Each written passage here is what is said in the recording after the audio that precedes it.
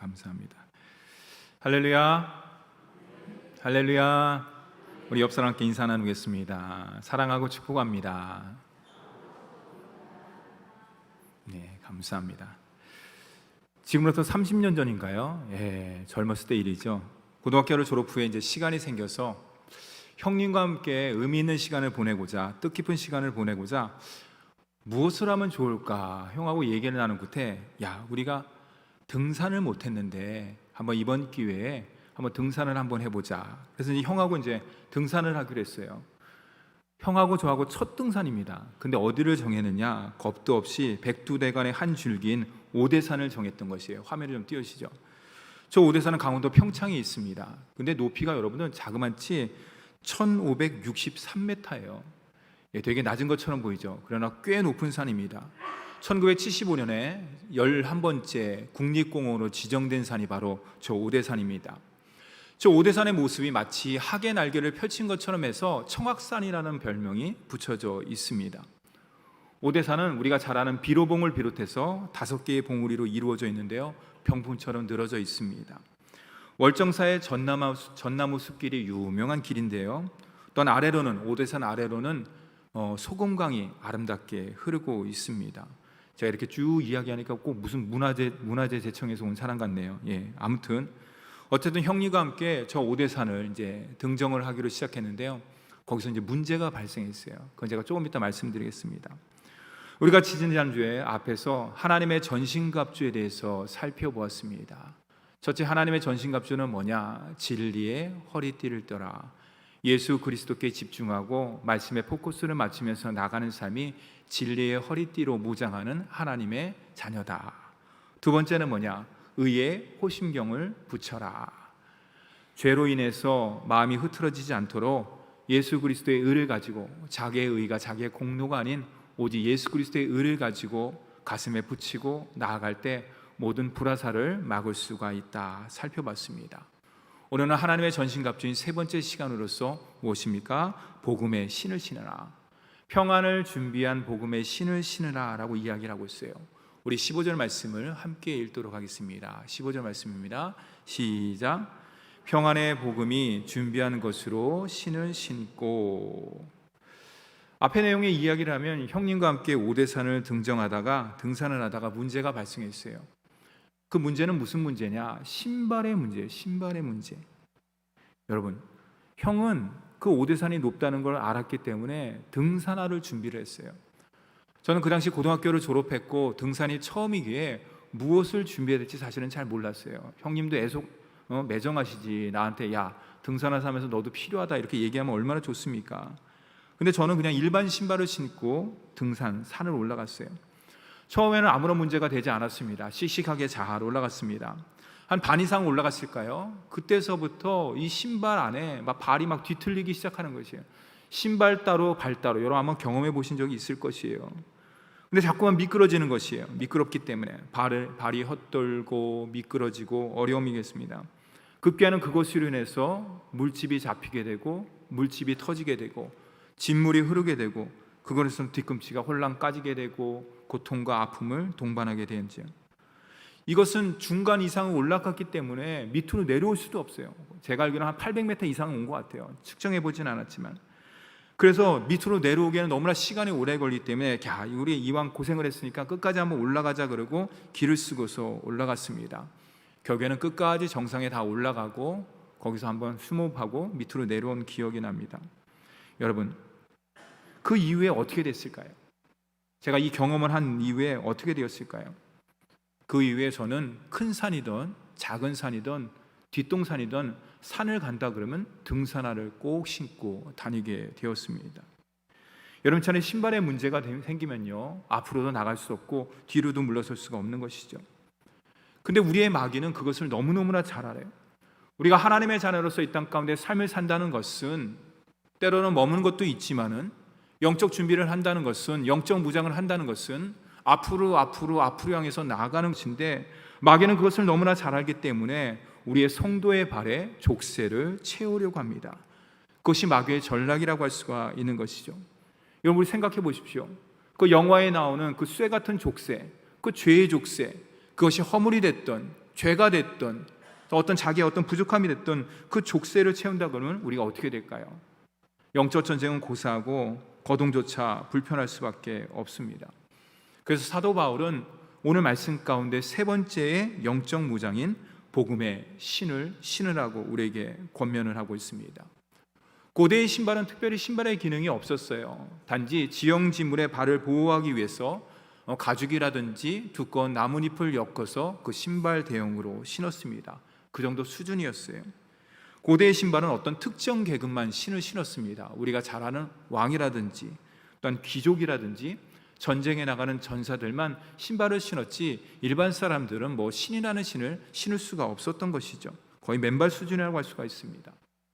로마를 연구하는 역사 비평가가 이런 얘기를 했습니다. 로마가 성공적인 전투를 거뒀었던 이유가 여러 가지가 있다.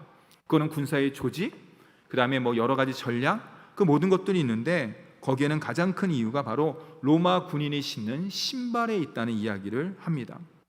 왜 그러느냐? 우선 로마 군인들의 샌들, 신발이라고 할 수 있죠. 그 샌들은 발을 끈으로 잘 묶을 수 있게 이용되어 있습니다. 헐렁헐렁하지 않고 가죽으로 그 끈을 갖다 잘 동일 수 있도록 단단히 묶여져 있습니다.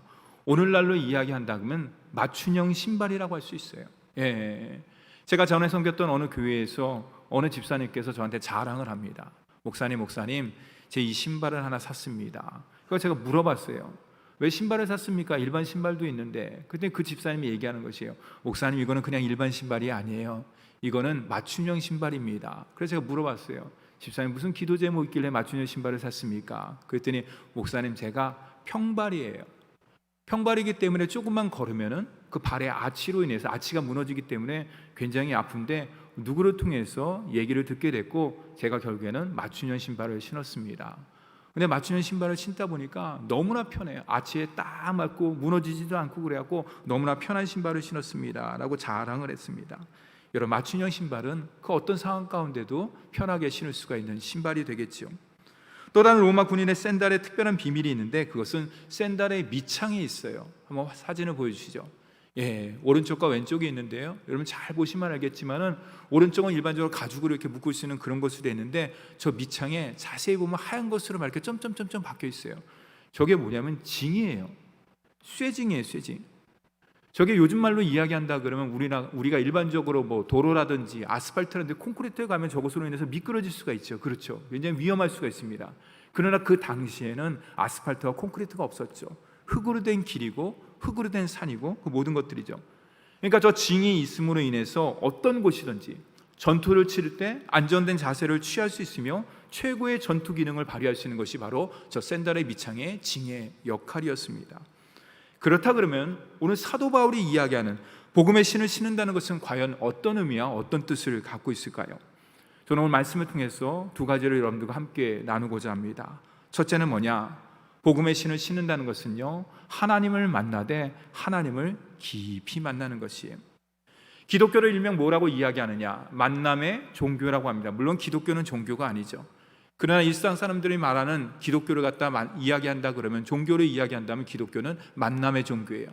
첫째는 누구를 만나느냐? 예배를 통해서, 말씀을 통해서, 성령과의 귀한, 성도와의 귀한 교제를 통해서 위로 하나님을 만나게 되는 것이죠. 영적인 만남이라고 할 수가 있습니다. 그것만 느느냐? 그렇지 않습니다. 오늘날 이렇게 2부 예배를 통해서 성도의 눈빛을 교환하고 성도의 사랑의 교제를 나눌 수 있는 것이 바로 성도와 성도 간의 귀한 만남이라고 할 수가 있습니다. 그런데 이처럼 기독교는 만남의 종교인데 막상 주님을 만나는 것이 여러분 어떻습니까? 쉽습니까? 물론 쉬운 사람도 있다고 하지만은 신방이라든지 여러 가지 기도 제목을 들어보면 주님을 만나는 것이 쉽지 않다고, 어렵다고 이야기하는 분이 계십니다. 왜 그럴까요? 그것은 바로 죄책감이라든지 열등감, 자괴감으로 인해서 하나님 앞에 우리가 나아가지 못하기 때문인 것이죠. 성경에 계속해서 살펴보는 것은 너의 죄책이라든지 열등감이, 자괴감, 그 모든 것들은 십자가 앞에 내려놓고 주님 앞에 나오라고 우리에게 계속 이야기함에도 불구하고 우리는 그 마치 족쇄와 같은 죄책감과 열등감과 자괴감을 해서 하나님 앞에 나가지 못하는 경우도 있습니다. 또한 영적인 나태함이라든지 영적인 게으름을 인해서 하나님을 내가 언제 만났는지 기억조차 하지 못할 때가 있는 것이죠. 내가 하나님을 뜨겁게 인격적으로 만나고 주님을 깊이 만난 것이 언제인가? 저 처녀 때 목사님 만났어요. 그럼 지금은요? 이렇게 물어볼 수가 있는 것이죠. 사랑하는 성도 여러분, 하나님의 만남은 예배의 감격을 통해서, 말씀을 통해서 이루어지는 줄 믿으시기 바랍니다. 그렇기 때문에 우리가 예배를 드릴 때 어떻게 드려야 되냐? 영과 진리로 예배드려라. 요한복음 4장의 말씀같이 우리가 하나님 앞에 나아갈 때 영으로서 드리는 것이에요. 이거는 세상과 가장 구별된 모습이라고 할 수가 있는 것이에요. 세상의 종교는 영으로 드릴 수가 없습니다. 왜냐? 그 신 자체가 우상이기 때문에, 가짜이기 때문에, 인간의 위로와 인간의 평안함을 위해서 자기의 어떤 유익을 위해서 만든 신이기 때문에, 헛것이기 때문에 그들은 영으로 예배를 드릴 수가 없고 그것을 만날 수가 없는 것이죠. 진리란 무엇이냐? 뭡니까? 진리 되시는 예수 그리스도. 그렇기 때문에 영과 진리로 예배 드린다는 것은 성령과 예수 그리스도를 통해서 하나님을 깊이 만날 수가 있는 것이죠. 사랑하는 성도 여러분, 우리의 심령 가운데 날마다 성령을 사모하고 예수 그리스도를 모시면서 나아가는 저와 여러분이 되기를 간절히 바랍니다. 또한 말씀을 갖다 사모함을 통해서 우리가 하나님을 더욱더 가까이 인격적으로 만날 수가 있는 것이에요. 성경에 많은 인물들이 있습니다. 성경의 모든 인물들이 주님을 만난 사람이죠. 그러나 저는 오늘 한 사람을 갖다 여러분들에게 소개하고자 합니다. 그 사람은 그냥 하나님을 만난 것이 아니에요. 하나님을 만나되 더 사모하면서 하나님을 만나기를 간절히 원한 사람이라고 할 수 있죠. 그것은 여러분들이 잘 아시는 모세입니다. 우리 다 같이 출애굽기 33장 18절 말씀을 함께 읽도록 하겠습니다. 시작. 모세가 이르되 원하건대 주의 영광을 내게 보여주옵소서. 참 이상해요. 이 앞의 내용은 뭐냐면요, 모세가 하나님의 명령에 의해서 시내산에 올라갑니다. 그래서 두 돌판 10계명을 받는, 40일 동안 하나님과 대면하면서 10계명을 받는 내용이 이 출애굽기 3장 앞에 나오는 내용이에요. 근데 여러분, 모세가 하나님을 만나고 곧바로 기도드린 내용이 오늘 우리가 읽은 내용인데 뭡니까? 모세가 이르되 주의 영광을 내게 보여주옵소서. 아니, 그는 모세가 시내산에 올라가서 하나님의 10계명을 받을 때 주의 영광을 보지 못했습니까? 아니에요. 찬란한 주의 영광, 위엄의 주의 영광, 누구도 감히 표현할 수 없는 주님의 놀라운 영광을 모세는 시내산에서 주님의 임재 가운데서 그것을 직접 보고 경험했습니다. 그럼에도 왜 오늘 말씀 가운데 출애굽기 33장에 모세가 또다시 주님의 영광을 보여달라고 했을까요? 영적인 욕심입니다. 사모함입니다. 모세는 앞에서 보았지만은 영적으로 욕심을 가졌기 때문에 주님, 그 주님의 영광이 너무나 놀랍습니다. 주님의 임재가 너무나 귀합니다. 내가 이 시간에 다시 한번, 아니 날마다 일생 가운데 주님의 영광과 주님의 임재 가운데 보기를 원하며 들어가길 원한다고 모세가 이야기했어요. 때를 쓰는 것과 같은 말이라고 할 수가 있는 것이죠. 우리 다 같이 출애굽기 33장 22절과 23절 말씀도 함께 읽어볼까요? 시작. 내 영광이 지나갈 때에 내가 너를 반석 틈에 두고 내가 지나도록 내 손으로 너를 덮었다가 손을 거두리니 내가 내 등을 볼 것이요 얼굴을 보지 못하리라. 제가 말씀을 준비하면서 이 상황을 생각하면서 상상을 해봤어요. 자, 야 모세야, 내가 40일 동안 시내산에서 너와 함께하면서 그 밑에 아론이라든지 이스라엘 백성들, 그 모든 사람들은 나의 영광을 보지 못했는데 내가 너를 갖다 특별히 세워갖고 애굽에서 40년 동안 교육시키고 하나님의 사람으로서, 하나님의 종으로서 너를 세워갖고 출애굽을 시키고 그 출애굽의 역사와 모든 것들을 통해 하나님의 임재와 하나님의 영광을 보여줬는데 또 보여줘? 야, 너 그럴 수 있냐? 그래도 부족해? 저 같으면 그렇게 얘기할 거예요. 저 같으면 그렇게 많은 영광을 보여줬는데 또다시 보여달라고? 근데 오늘 말씀 여러분 잘 묵상해 보세요. 내 얼굴을 보고 살 자가 없나니 하나님의 사랑이 느껴지는 것이, 너를 반석 틈에 두고 하나님의 긍휼입니다. 내 손을 너를 덮었다가 손을 거두리니 하나님의 자비하심이죠. 내가 내 등을 볼 것이요 내 얼굴은 보지 못하리라. 하나님의 얼굴의 광채 때문에 보지 못하는 것일까요? 그렇지 않아요. 모세가 하나님을 보면은 살 자가 없기 때문에 하나님의 사랑과 하나님의 긍휼과 하나님의 자비가 이 두 절 가운데 절절히 녹아져 있는 것이, 사랑하는 성도 여러분, 그 모세의 성품, 인격, 강인함, 모세의 능력, 그 모든 것들을, 이스라엘 백성들 역사한 그 모든 것들의 출처는 어딜까요? 애굽에서 배운 지식, 왕자로서의 경험 아니에요. 오늘 말씀 가운데 적용한다 그러면은 그는 하나님을 사모하는 영혼을 갖고 있었던 거예요. 그렇게 자주 하나님을 배고 하나님을 대면한 사람이 모세라고 나오는데 또 보고 싶고 또 보고 싶고 또 만나고 싶고, 그 모세의 절절한 하나님에 대한 영적인 갈급함, 깊이 깊이 만나고 싶은 그 영적인 목마름, 그 간절함이 바로 모세를 모세되게 만든 것이고 이스라엘 백성들이 이끌던 강인한 힘이라고 할 수가 있는 것입니다. 사랑하는 성도 여러분, 코로나 시대에 얼마나 어렵습니까? 정부는 이제 위드 코로나가 시작된다고 이야기를 듣습니다. 또 다른 곳에서는 여러 가지 백신을 맞았지만 그것이 2-3개월밖에 지속이 안 된다. 그래도 마스크를 벗을 수 없고 마치 뭡니까? 독감처럼 매년마다 1상이다, 2상이다, 3상의 백신을 맞아야 된다는 이야기도 나오고 있습니다. 그럴 때마다 우리는 언제 마스크를 벗을 수 있을까? 언제 사랑의 포옹을 할 수 있을까? 언제 진정한 성도의 교제, 하나님 안에서 귀한 교제를 나눌 수 있을까? 날마다 고민하면서 나아가게 됩니다. 사랑하는 성도 여러분, 우리의 귀한 교제도 중요하지만 우리의 믿음 생활이 하나님 앞에 있기 때문에, 사랑하는 성도 여러분, 코로나라는 그런 상황 가운데 마스크를 쓰고 접촉을 하지 못하는 그런 상황 가운데, 비대면 가운데 있다고 할지라도 하나님을 더욱더 인격적으로 깊이 만나고 주님의 영적인 것을 체험하는 저와 여러분이 되기를 간절히 바랍니다. 이것이 바로 복음의 신은 자의 아름다운 모습이라고 할 수가 있는 것이에요. 내 영혼 깊숙한 곳에 하나님에 대한 예배에 대한 사모함, 하나님의 예배자로서 설 수 있는 그런 마음들, 그런 사모함, 그 모든 것들을 성령께서 주셨기 때문에 그 모든 것들을 꼭 붙잡고 복음을 예배한 신을 신고 담대히 나가는 우리 모두가 되기를 간절히 바랍니다. 두 번째로 복음의 신을 신는다는 것은 무엇인가? 저를 한번 따라서 해보겠습니다. 하나님의 마음을 품는 것입니다. 앞에서 이야기했듯이 기독교는 만남의 종교라고 했습니다. 하나님을 깊이 만나면 만날수록, 여러분 주위에 다 경험하셨죠? 아니면 여러분 스스로 경험한 적이 있을 거예요. 하나님을 깊이 인격적으로 만나면 만날수록 어떤 마음이 들까요? 어떤 마음이 드십니까? 주님의 뜻을 더욱더 알고자 합니다. 주님의 마음을 헤아립니다. 그리고 내 삶이 나의 중심이 아니라, 그렇구나, 내 삶이 내 것이 아니라 하나님의 것이라는 것을 더욱더 깊이 깨닫고 주님의 뜻을 이루며 주님의 나라를 세우려고 나아가게 되는 것이죠. 이것이 우리가 품어야 되는 하나님에 대한 비전이고 우리 효자동교의 귀한 사명이며 역할이라고 할 수가 있습니다.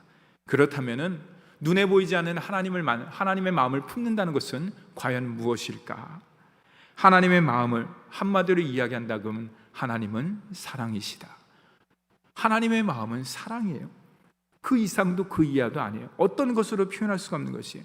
그런데 이것을 다른 말로 이야기한다면 하나님의 사랑은 기다림의 사랑이라고 할 수가 있습니다. 여러분 어떤 사람을 기다려 보셨습니까? 저도 기다려 봤습니다. 하나님 우리에게 가장 좋은 것을 주셔요. 최고의 것을 하나님의 자녀에게 주십니다. 근데 제가 인생을 살아보니까, 목회를 해보니까, 신앙생활을 해보니까 그냥 거저 주시지 않아요. 항상 약속의 말씀을 통해서 주시는 것을 경험할 수가 있습니다.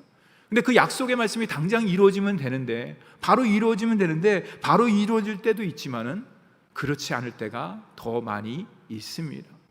때로는 눈물이 날 때도 있고요, 때로는 힘들 때도 있고요, 때로는 기다림에 의해서 지칠 때도 있습니다.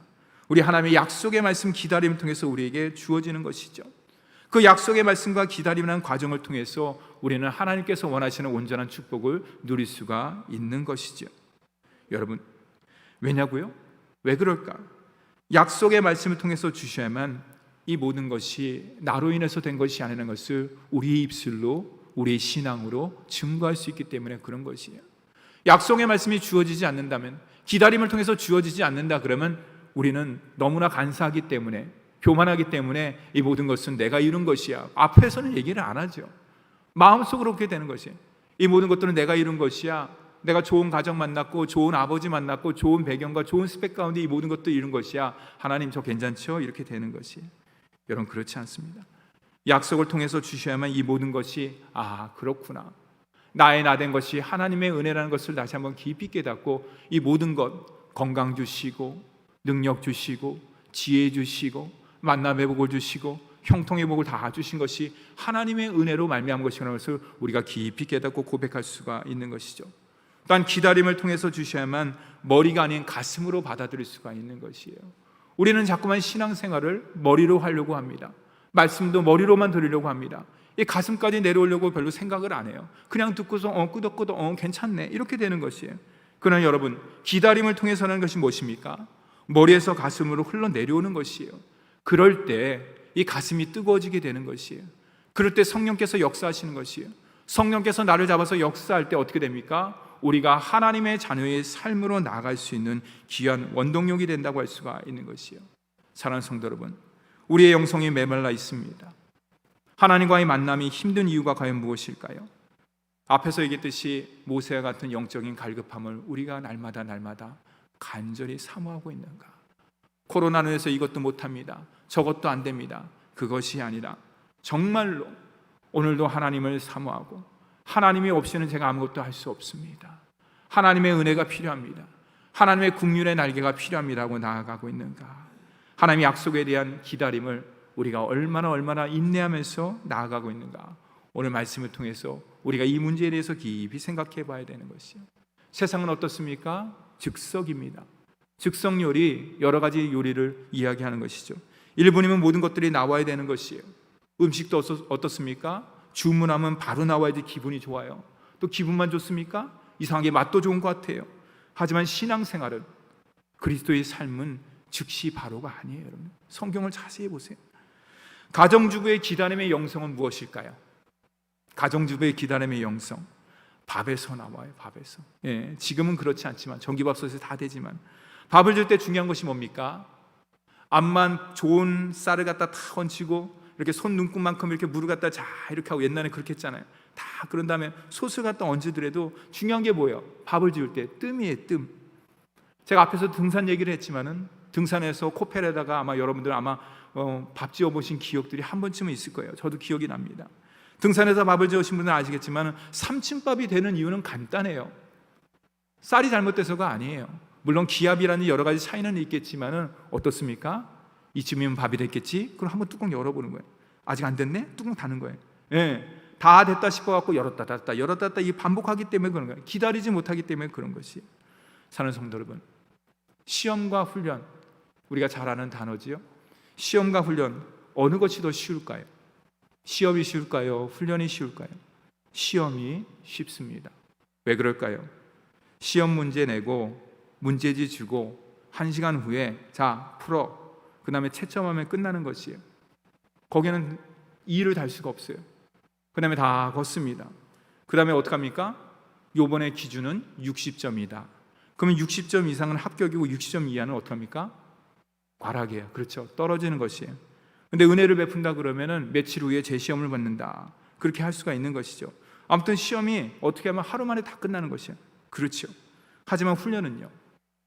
훈련은 다른 것이에요. 시험하고 다른 것이에요.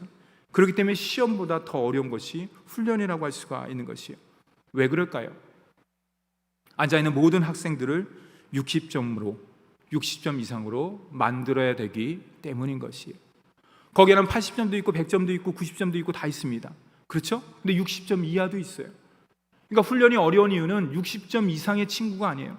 60점 이하의 친구들을 다 훈련시켰고 60점 이상을 만들어야 되기 때문에 시험과 훈련 중에서 훈련이 더 어렵다고 할 수가 있는 것이에요. 그런데 이것이 한두 번에 완성되는 것이 아니에요. 10번이고 20번이고 때로는 어떻습니까? 그 이상으로 될 때까지 반복하는 것이 훈련이에요. 그래서 그것이 신앙의 훈련이 됐던, 인격의 훈련이 됐던, 가정의 훈련이 됐던, 삶의 훈련이 됐던, 우리가 훈련을 힘들어하는 이유가 바로 거기에 있는 것이에요. 될 때까지 하는 것이 훈련이기 때문에. 그렇다면 여러분들, 좀 더 진지한 질문을 제가 던질까요? 교회는 시험 보는 곳인가요? 훈련을 하는 곳인가요? 교회는 시험을 보는 곳인가? 훈련을 하는 곳인가? 교회는 시험을 보는 곳은 아닌 것 같아요. 십자가의 정봉으로 하나님의 귀한 자녀가, 하나님의 귀한 자녀로서 구원받은 귀한 자녀가 이 땅 가운데 성화의 삶과 거룩한 삶을 살아서 나아갑니다. 근데 목사님, 세상이 어렵습니다. 그렇죠. 세상에 죄를 짓습니다. 그렇죠. 나태합니다. 게으릅니다. 주님 앞에 부끄럽습니다. 그렇죠. 근데 여러분 어떻습니까? 주님께서 이전에 나왔을 때 너 왜 세상에서 이렇게 살았어? 너 60점 이하니까 너 재시험 이렇게 하지 않아요. 제가 만난 하나님은 그렇게 하지 않아요. 보듬어 줍니다.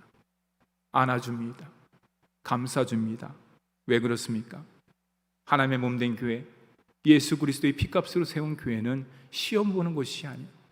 세상 모든 시험을 통해서, 입시 시험이든 직업 시험이든 모든 시험을 통해서 거기서 자르는 거예요. 그럴 수밖에 없어요. 왜냐하면 좋은 사람을 뽑아야 되니까, 능력 있는 인재를 뽑아야 되는 것이니까. 그러나 교회는 어떻습니까? 십자가의 정병으로 기르는 곳이에요. 영성훈련소라고 할 수가 있는 것이에요.